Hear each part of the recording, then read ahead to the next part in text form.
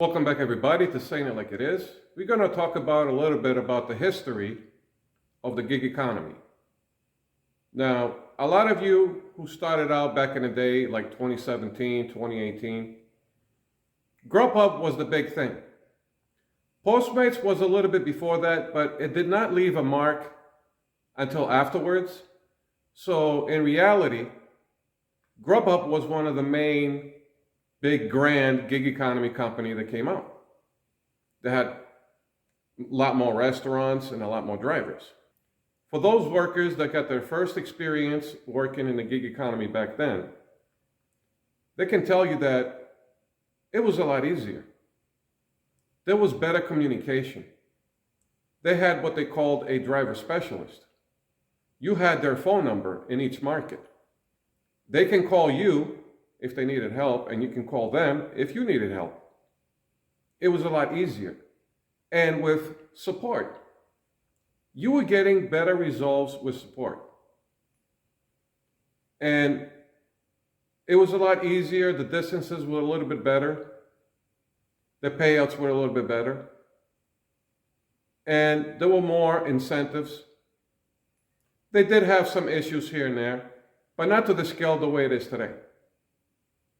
And back then, a lot of these drivers left the W-2 to do full-time gig economy delivery work. And here we are today.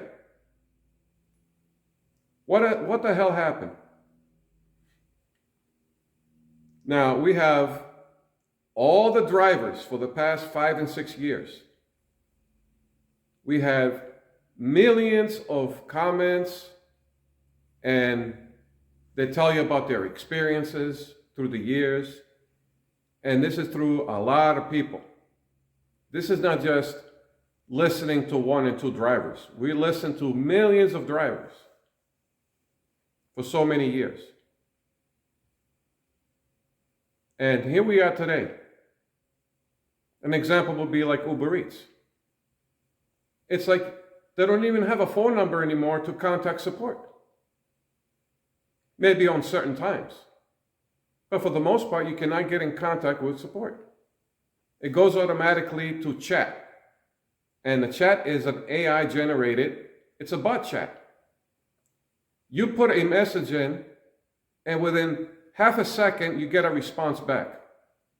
And it's always to cancel the order.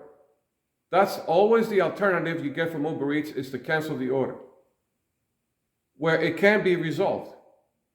So they don't even care about their customers either.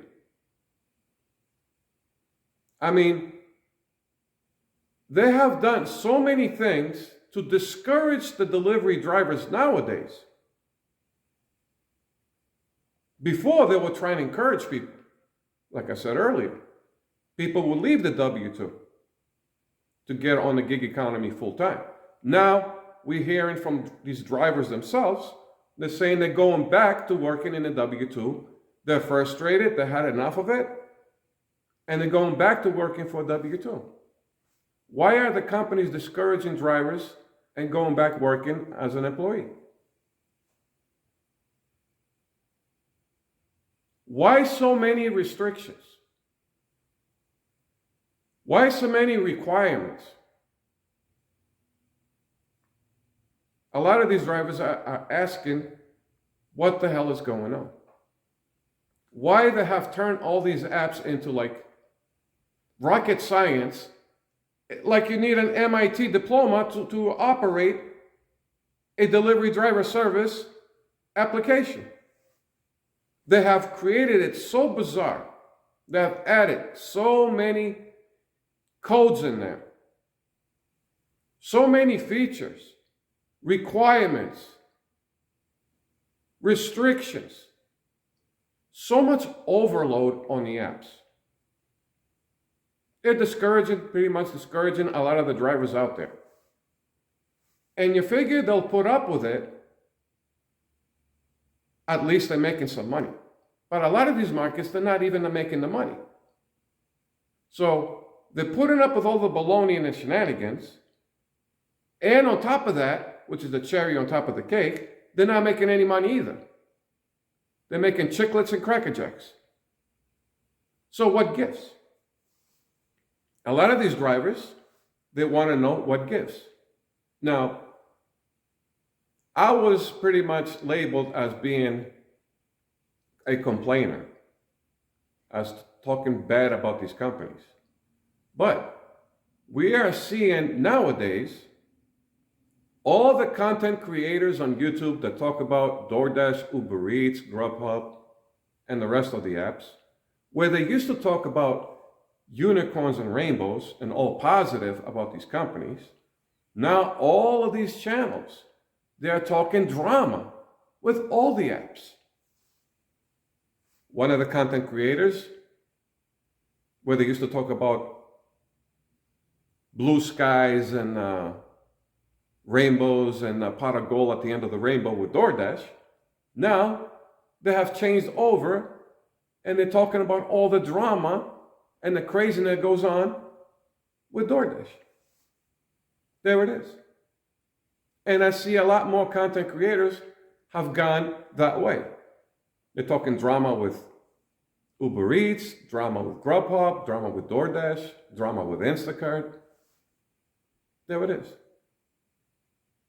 So it's not just me nowadays. It's everybody, pretty much everybody, talking smack and drama about all these apps. And you also see that with millions of replies and comments and expressions from drivers working in all the markets in the United States. They tell you what they're experiencing nowadays with these apps. I mean, enough said. It looks like the programmers are running these apps.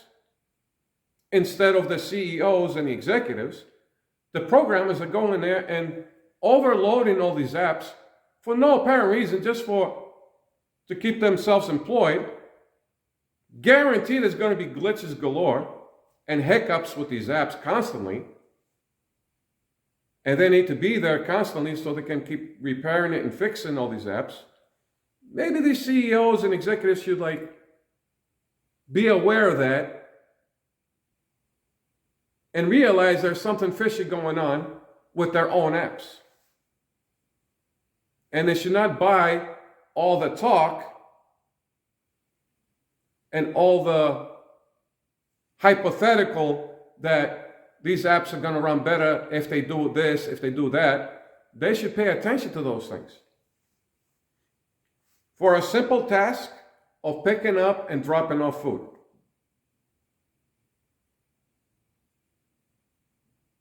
Enough said. So here we are today. A lot of drama going on with the payouts, a lot of drama with the regulations, a lot of drama with the requirements. And there's more, they keep adding even more as the months go by. I mean, what gives with the gig economy apps nowadays? What is it to become with these apps? That's the question every driver out there is asking. What is it to become?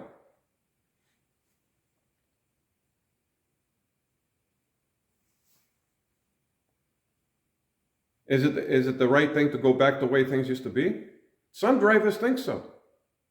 You used to work for a private restaurant and you work as an employee driver. Wasn't it a lot better?